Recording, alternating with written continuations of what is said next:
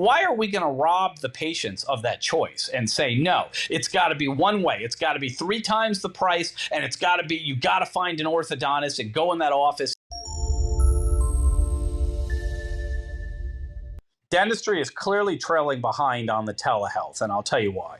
Because I'm still hearing silly things. Like, I'll read certain publications that, like, for example, the AAO, American Association of Orthodontists, will publish, and they'll say, it's, inappropriate, to have somebody do aligners because, they'll say, only an in-person visit can get it down to 100% degree of precision. And then I read the literature, and I'm like, well, yeah, but the telehealth does it to like 99 point something. And the reason it's such a good question, Gary, is regular medicine has been triaging this for years. If you have diabetes, for example, Gary, and there's a $1,000 pill and a $100 pill, your insurance company has already told you for about the last 20 years, Gary, we're going to go with the $100 pill, even though you might tell me that the $1,000 pill has less side effects and is like absolutely perfect. Our doctors and studies are telling us the $100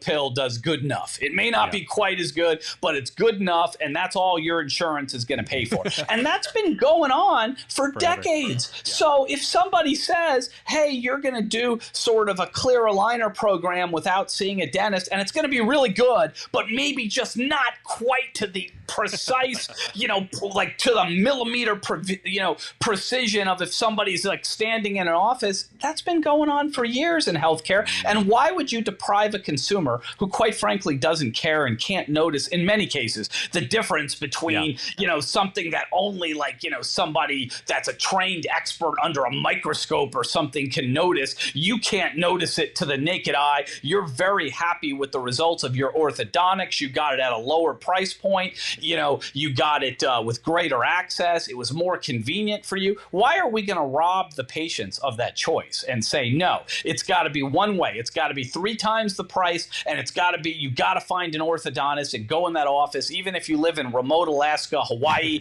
Death Valley, California. You got to get your car. It's almost like you're saying it's better that you don't have care than have a mobile care, right? It's obviously clear that it's better that they have mobile care or telehealth care or some kind of care that's better than no care, right?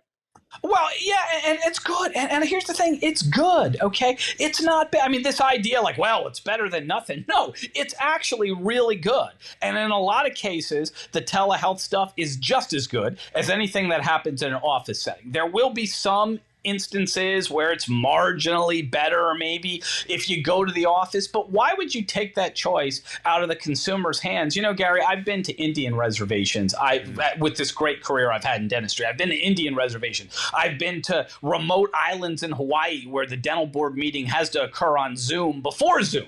Like now everybody knows about Zoom, but even before Zoom, you had to do it on Zoom because, there's a big, ocean between you and the other part of the state. Or I've been in Alaska where a glacier separates one part of Alaska from the other, and you're not going to helicopter the dental board in, so you got to do it on Zoom. And people live there, okay? And mail does go there. It goes by boat, it goes by helicopter. We can afford to ship clear aligners by helicopter. We can't afford to take people every day by helicopters, but the mail delivery happens by helicopter, and we'll helicopter in clear aligners, and these folks can get like really top-notch orthodontic treatment that, again, in many cases is just as good. In some minor things, maybe it's just, negligibly not quite where you might be, but the people want to do it. They want that treatment. They want the lower price point. Why would you take that out of their hands? I mean, I just don't know why you would do that.